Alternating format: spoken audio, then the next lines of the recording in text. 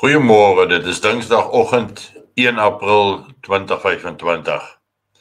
Ek groet julle hartlik hier uit die noorde van Zululand en 1 April amper ongelooflik, maar waar.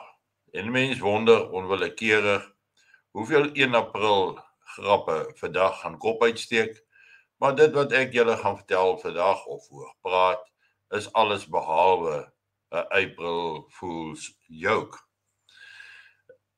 Dwars deur die geskiedenis, die moderne geskiedenis, het leiers, musiek, slagspreuke en so meer gebruik om groeperings of mense te polariseer of om 'n negatiewe fokus op 'n sekere groep te plaas om sodoende in die proses hulle eintlik die teikens te maak van massa-optrede, woede en alles wat daarmee saamgaan.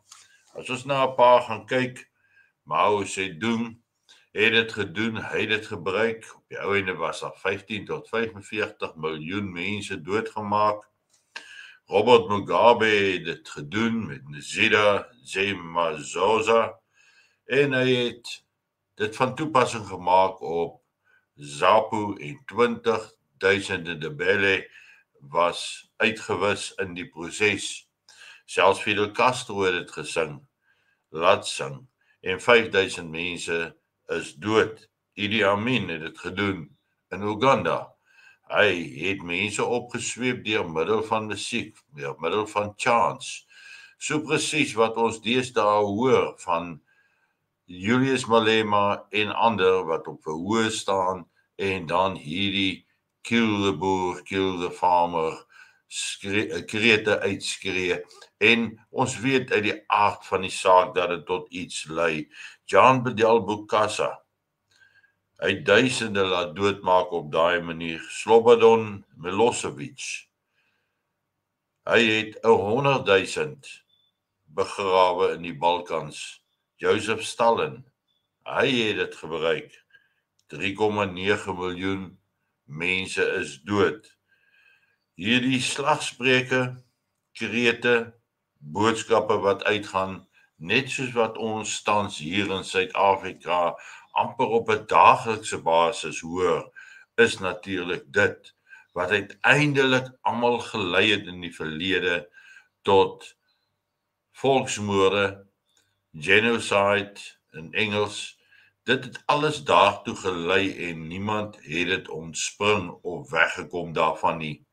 Tog voel die mense in Suid-Afrika dat ons waarskynlik 'n spesiale groep mense is en dat al hierdie slagspreuke, chants, kill the farmer, kill the wool, one settler, one bullet, daai dreensang van die mense dan uiteindelik nie 'n effek gaan hê op ons nie. Tog weet ons dat dit in die geskiedenis is hierdie taktiek telke male toegepas met sukses. En daarom moet ons aanvaar dat dit gedryf word in Suid-Afrika volgens 'n agenda en dat ons wel uiteindelik die teiken van sinnelose geweld sal raak in Suid-Afrika omdat dit so gefokus raak op ons spesifiek. Ek lees dan ook van 'n 73-jarige boer wat 'n lid was van die ANC wat miljoene geskenk het vir hulle om hulle te help in hulle verkiesingsstryd, maar moontlik met iets in die agterkop dat hy beskerming sal geniet. Tog is hy en sy seun op die plaas doodgeskiet en is sy vrou gemartel. Sy het oorleef. Maar ons kan nie ons pad na veiligheid koop nie. Niemand kan nie. So skenkings, dit wat jy gee, dit wat jy het, dit wat jy nie het nie, dit gaan geen verskil maak wanneer jy in die teiken of die vizier van hierdie mense wat geïndoktrineer is deur krete, slagspreuke, jy gaan steeds 'n teiken bly en waarskynlik met jou lewe boet. Ek sien swaarigheid vir diegene in Suid-Afrika wat dink hulle kan hulle veiligheid, hulle weer oopkoop, deur skenkings, deur BEE aksies. Ons moet weet dat as jy deel is van die teiken, dan gaan jy daaronder ly, ongeag wat jy doen of wat jy in die proses aanbied. Dis baie keer baie moeilik vir mense om te verstaan.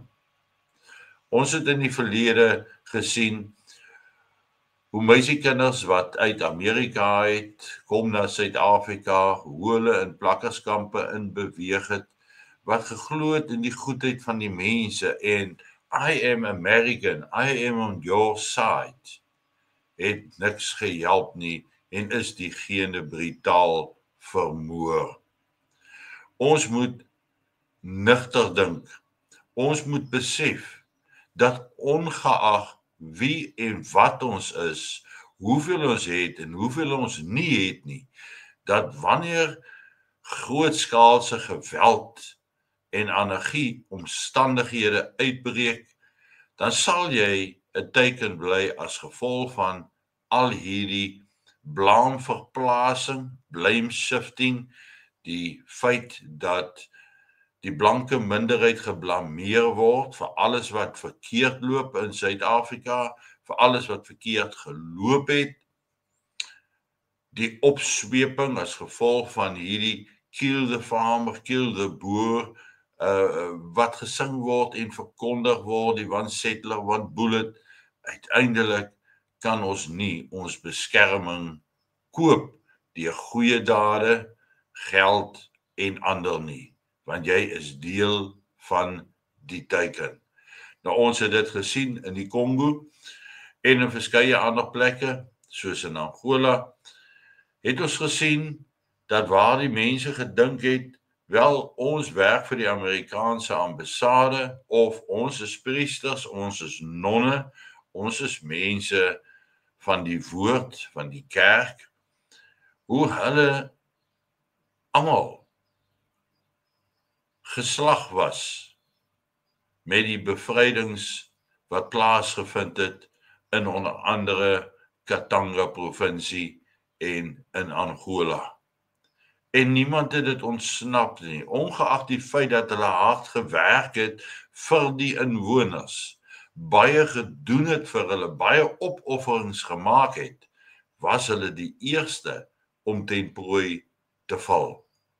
So vandag is my boodskap op hierdie 1 April, waar ons 'n nuwe maand ingaan met steeds groeiende spanning, rassespanning, veral sien 'n mens dit op sosiale media, die blame shifting wat daarmee gepaard gaan, moet ons besef dat as dinge skeefloop, sal ons almal 'n prooi of deel van die prooi raak.